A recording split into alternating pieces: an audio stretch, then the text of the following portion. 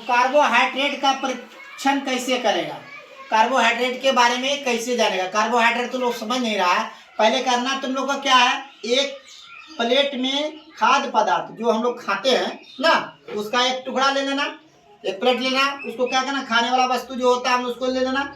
इसमें तनु आयोडीन घोल की कुछ बूंदे डाल देना। तनु अम्ल तुम लोग मार्केट से कहने के उसमें क्या करना, लेके उसमें क्या करना, उसमें डाल देना, तो जिससे तुमको पता चल जाएगा कौन सा वस्तु कार्बोहाइड्रेट है। कहता खाद्य पदार्थ का रंग नीला और कुछ समय के बाद काला होना मंट की उपस्थिति दर्शाता है ना। जो कार्बोहाइड्रेट का सही रूप है, कहता कि खाद्य पदार्थ समझता है ना, जिस वस्तु को हम लोग ना खाते हैं उसको हम लोग क्या बोलते हैं, खाद्य पदार्थ का रंग नीला और कुछ समय के बाद वो क्या हो जाता है, काला होना मट की उपस्थिति दर्शाता है। कुछ समय के बाद वो जब काला हो जाता है तो उसमें कौन सा क्या पाया जाता है, उसके उपस्थिति क्या होता है, मट की उपस्थिति के कारण क्या होता है। कहता कि कार्बोहाइड्रेट का सही रूप है, वो क्या है, कार्बोहाइड्रेट का सही रूप है। आप वसा का परीक्षण कैसे करेंगे, वसा तुम लोग जैसे परीक्षण करना, वसा के बारे में जानना है, उसका परीक्षण करना है, उसका जांच करना है, कैसे करेगा। पहले क्या करना तुम लोग, एक सफेद कागज ले लेना, क्या लेना, एक सफेद कागज है ना, उसमें मूंगफली के दाने रखिए और अंगूठे की मदद से उस दाने को क्या करना है, दबाना है। पहले सफेद कागज ले लेंगे हम लोग ना, उसमें क्या करेंगे, एक मूंगफली का दाना लेकर उसको क्या करना है, पूरा दबाना हाथ से।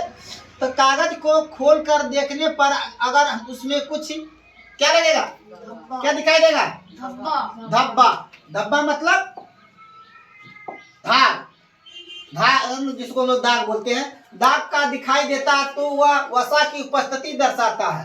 कहने माने हम लोग वसा को कैसे पहचान जाएंगे ना, एक सफेद कागज लेकर और उसको क्या करें, दाबेंगे तो कागज में तुम लोग का कोई क्या होगा, धब्बा दिखाई देने लगेगा, तो समझना उसमें क्या प्राप्त, उसमें क्या है, वसा मिला हुआ, क्या है, वसा की उपस्थिति है। अब तुम लोग प्रोटीन का कैसे जांच करोगे, कैसे प्रोटीन को पसंद इसमें प्रोटीन है कैसे पता लगाओगे। कहता एक परख नली में दाल का लगभग 5 ग्राम चूर्ण डालो, चूर्ण ना, लगभग दाल का लगभग मतलब दाल को पिसा हुआ कितना करना है, 5 ग्राम ले लेना या 10 ग्राम ले लेना। उसमें कॉपर सल्फेट के 2 बूंद डालिए या कास्टिंग सोडा का 10 बूंद, कास्टिंग सोडा जो हम लोग जिलेबी में उपयोग करता है उसमें कास्टिंग सोडा ना, उसको डाल के देख लेना।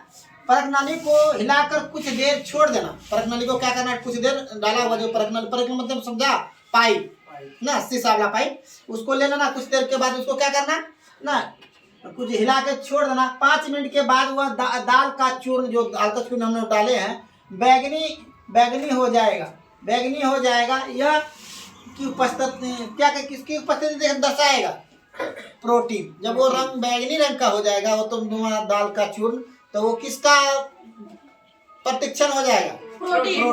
उससे समझना वो बैगनी रंग जब भी तुम्हारा रंग बदल जाएगा वो तुम्हारा क्या बन जाएगा, प्रोटीन का प्रतिक्षण कहलाएगा। तो प्रोटीन का कैसे कहता आप कैसे कह सकते हैं कि जल हमारे शरीर के लिए आवश्यक या इम्पोर्टेंट है, कैसे कह सकते हैं।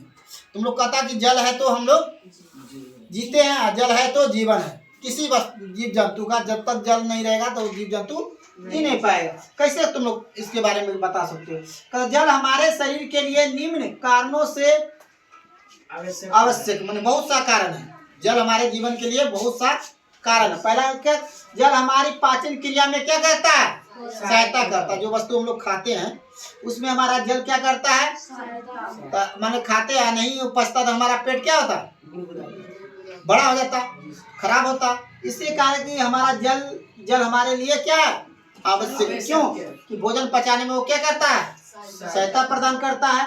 जल हमारे शरीर की अपशिष्ट पदार्थ, जो खराब पदार्थ होता है वो बाहर निकालने में क्या करता है, वो सहायता करता है। हमारे शरीर में जो अपशिष्ट पदार्थ जो हमारे शरीर को एब्जेक्ट नहीं करता है, जो हमारे शरीर में जरूरी नहीं है, उसको बाहर निकालने में कौन सहायता प्रदान करता है, जल ना।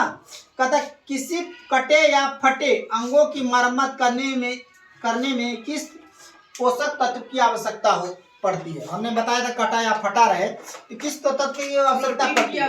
किसी कटे या फटे अंगों की मरम्मत करने के लिए हमें क्या जरूरी है, प्रोटीन। तो प्रोटीन सबसे अधिक कहाँ पाया जाता है? दाल और सोयाबीन में। तो हम लोग को खाएंगे तो हमारा शरीर क्या होगा? प्रोटीन हो। तो इसीलिए कहता एक मोटे व्यक्ति को अपना वजन कम करने के लिए क्या करना चाहिए? जो मोटा आदमी है वो अपना वजन कम करने के लिए क्या करेगा?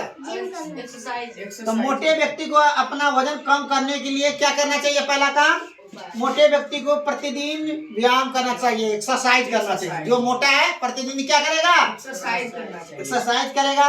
वसा और तेलीय पदार्थ का कम खाना चाहिए। वसा और तेलीय पदार्थ को वो क्या करेगा? कम खाएगा। हमने बताया वसा कहाँ से होता है, जैसे कि मूंगफली है, चावल है, ये सब ना, आलू है, ये सब बहुत कम खाना चाहिए उसको। किसको? मोटा आदमी को। तो हरी साग सब्जियां खाना चाहिए उसको। हरी साग सब्जी खाना चाहिए जिसमें वसा की मात्रा नहीं हो, कम हो, उसको खाना चाहिए। तो इससे क्या होगा? उसका मोटापापन कम होगा।